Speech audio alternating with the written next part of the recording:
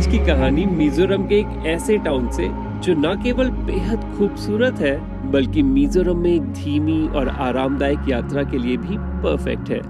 आज की कहानी है थेंजवाल से, जो मिजोरम के सबसे ऊंचे वाटरफॉल का घर भी है। और इस कहानी में मैं आपकी मुलाकात कराऊंगा दुनिया के सबसे बड़े परिवार से भी। हमेशा की तरह इस जर्नी की शुरुआत भी हुई मिजोरम की राजधानी आइजवाल से।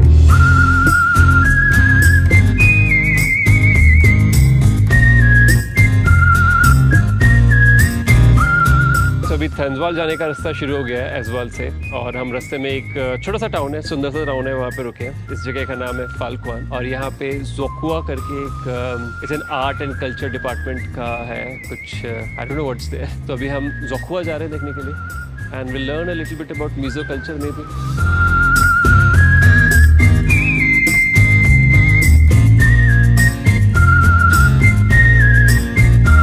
मेरे पीछे वहाँ पे एक वॉर मॉन्यूमेंट जैसा समझ सकते हैं आप उसको। तो this is for all the patriots Mizos who laid down their lives against the British. So जैसा विलेज सेटअप रिएक्ट में था, जहाँ पे बहुत सारे हट्स थे अलग अलग पर्पसेस के लिए, वैसा ही कुछ यहाँ पे भी कॉन्सेप्ट है। थोड़ा बड़ा है स्केल में, तो यहाँ बड़े बड़े हट्स हैं और थोड़ा स्प्रेड आउट है। So maybe more like how villages used to be, actual villages used to B.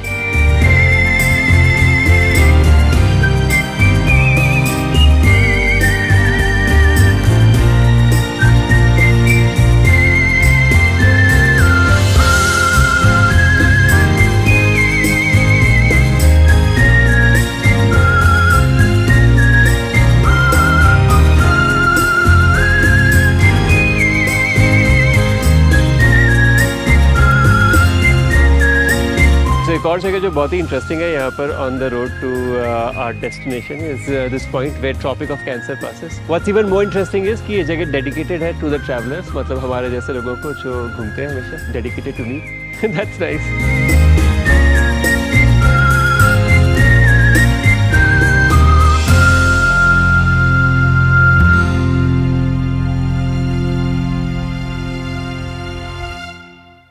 तब अपनी जर्नी ख़त्म करके फाइनली पहुंच गए अपनी आज की डेस्टिनेशन में। हम लोग यहाँ पे गोल्फ रिजॉर्ट में रुके हैं। ये काफ़ी हाईली रिकमेंडेड जगह है बहुत सारे दोस्तों के द्वारा, तो हम यहाँ पर आ गए। This is actually government initiative which is very impressive. हमने भी कॉटेज लिए एक रात की, 2800 रुपये उसका एक रात का रेंट है। आपको खाना वगैरह सब कुछ अंदर ही मिल जाता है। ये थेंजवाल टाउन के अंदर नहीं है, करीब 20-21 मिनट दूर है, थोड़ा आगे जाके। सो अभी रूम दिखाते हैं आपको, and then will check in here.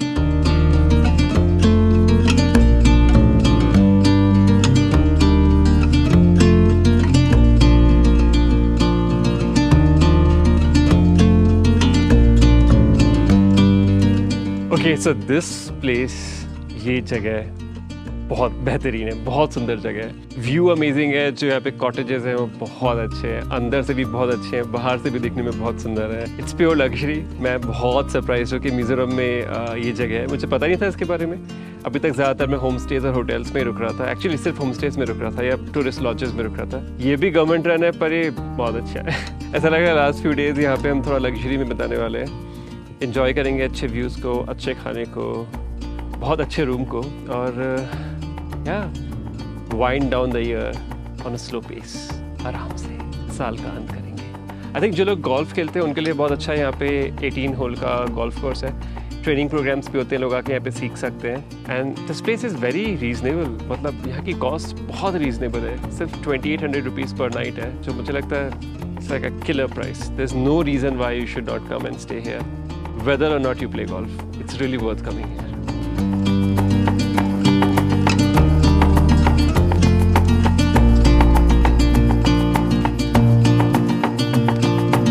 बहुत अच्छा मौसम है, अच्छी धूप है, फिर भी हल्की चिल है एयर में। और मैं आपको एक अपने फेवरेट स्पॉट में ले जाना चाहता हूँ यहाँ पे गोल्फ रिजॉर्ट में, जो शायद कुछ टाइम बाद सबका फेवरेट स्पॉट बन जाएगा। ऑल राइट, सो फाइनली मेरे सामने, आपके सामने, हमारे सामने आ गया मेरा favourite part, which is this hanging bridge.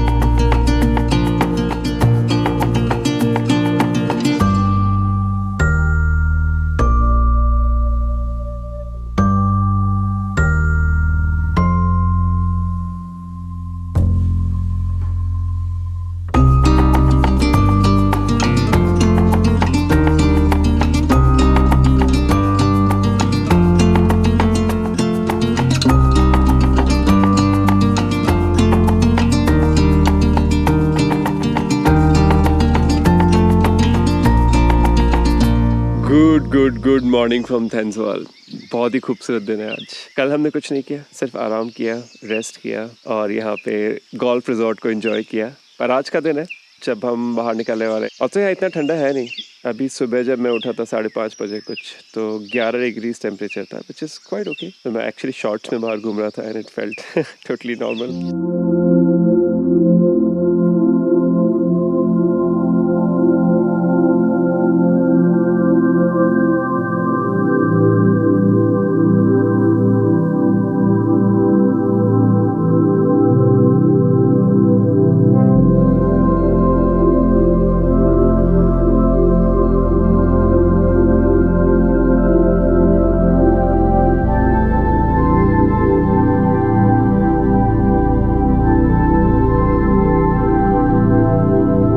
Finally हम पहुंच चुके हैं अपने यहाँ की पहली और सबसे आइकॉनिक डेस्टिनेशन पे। ये वाटरफॉल्स हैं और ये वाटरफॉल्स मिज़ोरम के हाईएस्ट वाटरफॉल है। मतलब बहुत ऊंचा वाटरफॉल है। इसकी हाइट करीब 750 मीटर है and it's quite an iconic place. बहुत सुंदर जगह भी है and this is what it looks like. सुबह का टाइम है, बहुत फॉग है तो कुछ भी दिखाई नहीं दे रहा है। The waterfall is completely missing. तो हम थोड़ी देर यहाँ वेट करेंगे, पर तब तक मैं आपको इस वाटरफॉल की कहानी बताता हूँ क्योंकि ये कहानी भी काफ़ी रोचक है। इसका नाम है वानतोंग। वानतोंग एक्चुअली एक आदमी थे एक ज़माने में, बहुत पुराने ज़माने में, और वो बहुत अच्छे तैराक थे। तो बहुत अच्छी स्विमिंग करते थे, मछलियों की तरह स्विमिंग करते थे। हमेशा आके यहाँ पे स्विम करते थे इस वाटरफॉल की बेस में। एक बार अनफॉर्चुनेटली जब वो स्विम कर रहे थे तो एक लकड़ी का बड़ा टुकड़ा नदी में बहता हुआ आया, उनसे टकराया, एक्सीडेंट हो गया और उनका देहांत हो गया। उसके बाद से ये इस वाटरफॉल का नाम उनके नाम पे हो गया, वानतोंग वाटरफॉल। अगर इन फॉल्स को आप इनकी सबसे खूबसूरत स्टेट में देखना चाहते हैं तो मॉनसून का समय सबसे अच्छा समय होता है। उस टाइम पे सबसे ज़्यादा पानी होता है। यहाँ काफ़ी ज़्यादा बारिश होती है तो बहुत पानी होता है और वो काफ़ी खूबसूरत लगते हैं। पर जितनी अभी आवाज़ सुनाई दे रही है उसको सुन के तो मुझे लग रहा है शायद अभी भी थोड़ा बहुत पानी होगा यहाँ पे। तो अभी वेट करते हैं थोड़ा आसमान खुलने का, थोड़ा फॉग के हटने का। यहाँ वाटरफॉल में एक्चुअली जाना इम्पॉसिबल है ऑलमोस्ट, क्योंकि ये काफ़ी थिक फॉरेस्ट के थ्रू वहाँ जाने का रास्ता है। तो कोई ज़्यादा नहीं है। उसके लिए एक व्यूइंग टावर बनाया जहाँ पे मैं अभी वेट कर रहा हूँ। इस व्यूइंग टावर से आप वाटरफॉल्स को देख सकते हैं और एंजॉय कर सकते हैं। दुर्भाग्य से सुबह के बादल तो छटे नहीं और इसलिए हम पहुँच गए थेंसवाल के एक चर्च पर। सो आप मिज़ोरम में कहीं पे भी संडे के दिन जाएं, वो चर्च डे होता है। That's a day that service happens. अलग अलग डिनोमिनेशंस के बहुत सारे अलग अलग चर्चेज होते हैं, पर सब जगह संडे में मॉर्निंग में सर्विस होता है। तो अभी भी मैं ऐसे एक चर्च पे आया हूँ। This is a denomination called Pentecostal church और लोग काफ़ी वेलकमिंग है। ऐसा नहीं कि आप नहीं जा सकते चर्च के अंदर। आप भले ही क्रिश्चियन ना हो तो भी आप जा सकते हैं और प्रे कर सकते हैं। Always good to say hello to God wherever you go. Quite a nice experience है। अभी अंदर जाके मैं क्विकली प्रे कर लेता हूँ। तो यार चर्च के बाहर एक बहुत ही इंटरेस्टिंग सा कस्टम चल रहा है। कुछ नीलामी जैसा हो रहा है। ये सामान है यहाँ पे, खाने पीने की चीज़ें हैं जो चर्च के अंदर से ही बाहर आए हैं। And this is man who is giving it off. So आप नीलामी लगा सकते हैं and if you win you get it. It's like maybe like prasad from God.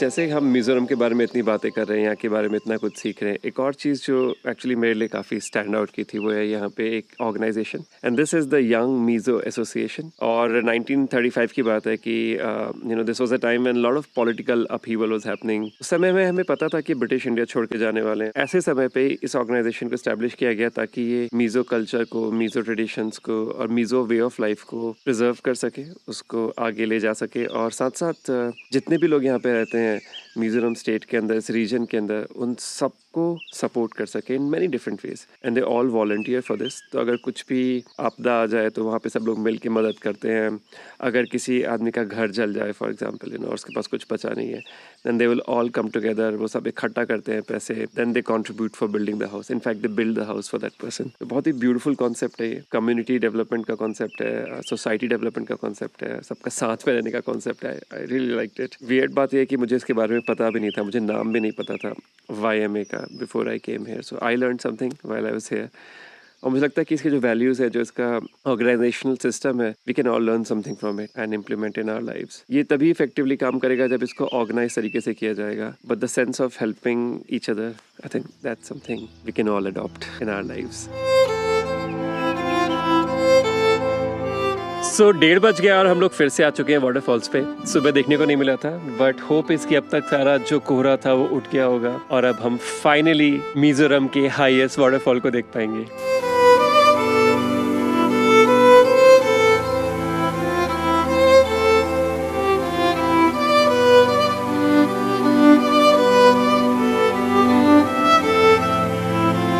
So unfortunately ये सीज़न सही सीज़न नहीं है, तो यहाँ पे आप वाटरफॉल इतना बड़ा नहीं देख सकते हैं, छोटा सा ही दिख रहा है। अगर मैं दोबारा कभी आता हूँ मिजोरम में घूमने के लिए, तो I will come back here and I will show you this. For now this is all I can show you.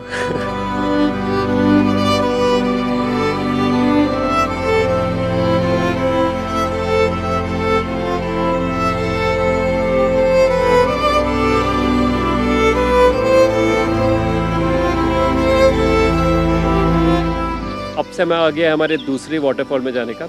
इस वाटरफॉल का बड़ा इंटरेस्टिंग सा नाम है टुई री हाओ वाटरफॉल। करीब 5-7 मिनट की ड्राइव करके आप पार्किंग एरिया में आते हैं, वहाँ से 30 रुपये का एंट्री फी है, वो आप टिकट लेके अंदर आ जाइए और फिर कुछ मिनट्स का वॉक करके आप नीचे वाटरफॉल्स पे पहुँचेंगे। यहाँ जाने का रास्ता बहुत खूबसूरत है, पूरा जंगल के थ्रू। ये दिसंबर है तो पानी कम ही होगा, कीपिंग माई फिंगर्स क्रॉस्ड। अभी निकलते हैं आगे की तरफ।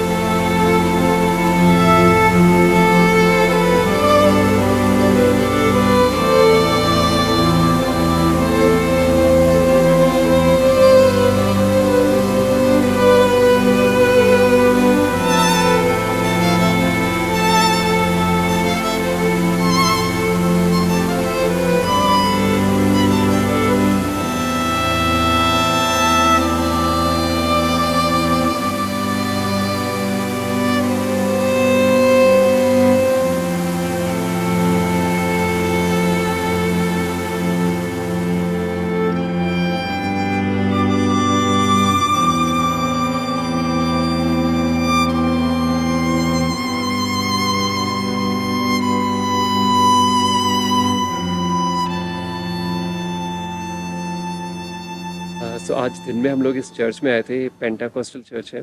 एक्चुअली यहाँ पे क्रिसमस की तरह ही न्यू ईयर्स ईव भी बहुत स्पेशल होता है और लोग उसे भी क्रिसमस की तरह ही ऑलमोस्ट सेलिब्रेट करते हैं। न्यू ईयर्स के दिन भी मतलब फर्स्ट को भी काफ़ी मेजर प्रेयर्स होते हैं और उस दिन फीस्ट भी होता है। ये काफ़ी ऑथेंटिक म्यूजिक कल्चर है, इट्स रियली नाइस कि मैं इसको ज्वाइन कर पा रहा हूँ इतने स्पेशल दिन पे।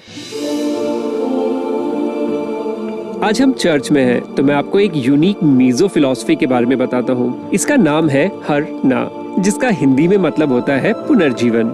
ये पुनर्जीवन है स्वयं का, अपनी आत्मा का, और उसके साथ साथ ये पुनर्जीवन है मीजो कल्चर का भी, जो क्रिश्चियनिटी के डोमिनेंट होने के बाद कुछ खोसा गया था। चर्च में होने वाला ये लाम डांस भी इसी आंतरिक और सांस्कृतिक पुनर्जीवन को दर्शाता है। इस समारोह के साथ हमारा दिन भी समाप्त हो गया।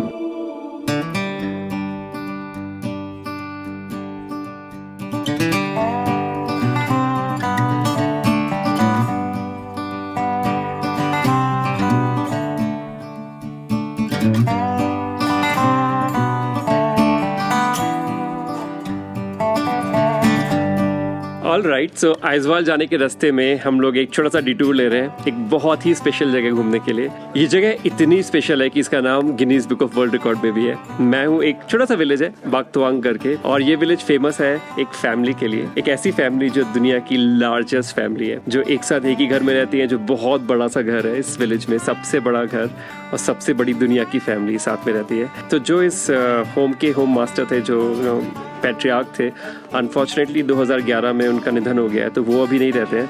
पर उनके जाने के बाद भी पूरा का पूरा परिवार एक साथ रहता है। अभी 201 फैमिली मेंबर्स बचे हैं जो इसी घर में एक साथ रहते हैं। That's how big the family is, it's huge. तो आप लोग क्यूरियस होंगे समझने के लिए कि इतने सारे लोग एक साथ कैसे रहते हैं और एक ही आदमी ने इतनी सारी औरतों से शादी कैसे की। एक्चुअली जो पैट्रियार्क थे उनकी 38 वाइफ्स थी। तो इसकी इंटरेस्टिंग सी कहानी है। बेसिकली ये एक ऐसे चर्च को बिलोंग करते हैं, एक ऐसे डिनोमिनेशन को चर्च के बिलोंग करते हैं जहाँ पे पॉलीगैमी अलाउड है। इनफैक्ट अलाउड है कि आप उतने लोगों से शादी कर सकते हैं, एक अगर आप आदमी हैं तो, जितना आप अफोर्ड कर सकते हैं, जितनों का आप ध्यान रख सकते हैं। तो इन्होंने 38 महिलाओं से शादी की। अभी भी सारी बीवियाँ साथ में ही रहती हैं। मैं ऑनलाइन पढ़ा था कुछ ऐसी बीवियाँ हैं जो छोड़ के चली गई इनको। There is a mix and match of all kinds of people, जैसे हर फैमिली में होता ही है, सब एक ही जैसी चीज़ें नहीं करते। हम लोग अभी अंदर गए थे, अंदर ज़्यादा वीडियोज़ खींचना वगैरह अलाउड नहीं है, तो मैं आपको ज़्यादा दिखा नहीं सकता, but they were very friendly. हमें चाहते ही उन्होंने चाय ऑफर करी, चाय पी, हमने उनके साथ बैठ के थोड़ी बातें की, टूटी फूटी हिंदी इंग्लिश में। बट आई वुड से कि ये एक टूरिस्ट जगह है, ये एक टूरिज्म वाली जगह है, जहाँ पे आप घूमने के लिए आए। You know, it's a family, it's a living family, it's a living house. मैं अकेला नहीं हूँ, और भी गेस्ट आते हैं यहाँ पे मिलने के लिए उनसे, क्योंकि everybody is so curious and they want to learn about them. इनका एक लिविंग एरिया है जहाँ पे वो गेस्ट को रिसीव करते हैं, तो you can come and visit. मैं डिटेल्स डिस्क्रिप्शन में डालूंगा कि इस गाँव में कैसे पहुँचना है। ये एक्चुअली थंसवाल से अगर आप आइजवाल जाते हैं डिटूर लेके सर्चिप साइट से, तो ये आपके रास्ते में पड़ेगा। आप मैप कर सकते हैं, गूगल मैप्स में घर भी अवेलेबल है लोकेशन की तरह से, it's very easy to find it. और फिर हम फाइनली पहुंच गए आइजवाल। मुझे उम्मीद है आपको आज की ये कहानी अच्छी लगी होगी। हो सके तो इसे YouTube पे भी जरूर लाइक करें। अगर कोई सवाल या फीडबैक है तो कमेंट भी जरूर करें, और मेरी ट्रैवल जर्नी को फॉलो करने के लिए इस चैनल को सब्सक्राइब भी करें। अगले वीडियो में जल्द ही मुलाकात होगी। अभी के लिए अलविदा।